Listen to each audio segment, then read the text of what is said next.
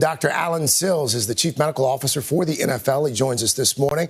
Happy Thanksgiving to you, Dr. Sills. Hey, happy Thanksgiving to you as well, Craig.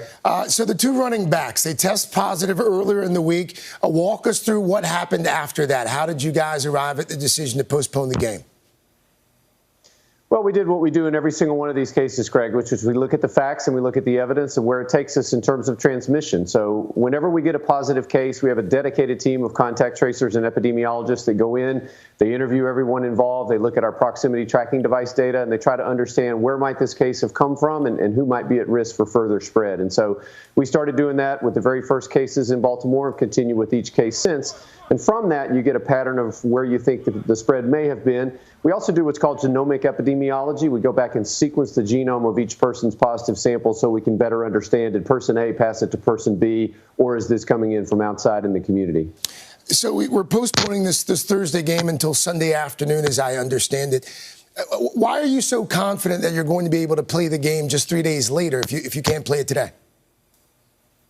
Well, let me start out by saying we take every single day one step at a time. We have to look at the results every day and make the best decision for that day. But in this particular situation, we feel like we have a good understanding where transmission occurred. We also feel like we have a good understanding of where that window of transmission may close.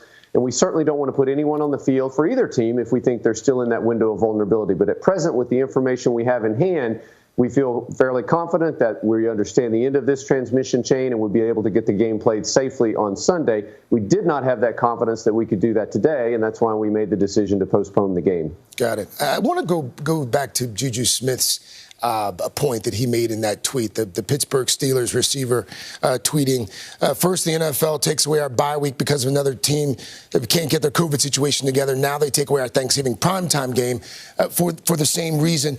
Doesn't he have a point there, Dr. Sills? At some point, shouldn't teams be forced to be held accountable for outbreaks on their team, and other teams shouldn't suffer as a result?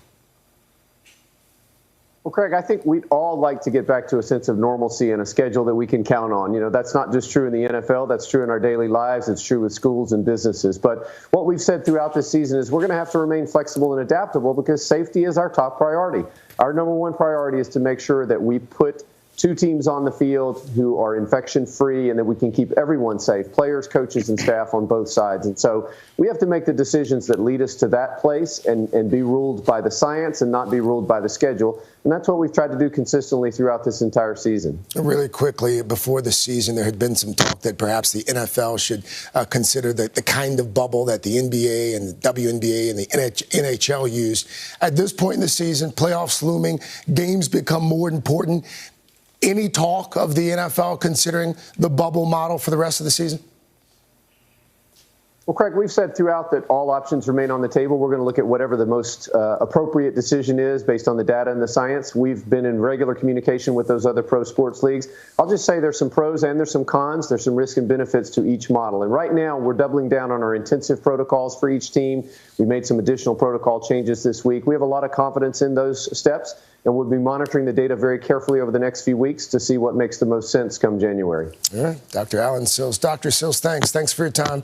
Enjoy your Thanksgiving, sir. And a reminder, now 2 NFL games on NBC this Sunday. The Ravens taking on those undefeated Pittsburgh Steelers at 1 o'clock Eastern, followed by the Bears and Packers in an NFC North showdown. That's going to happen at 7 right here on NBC. You still have 2 games. There you go. Still get 2 games on Sunday on NBC.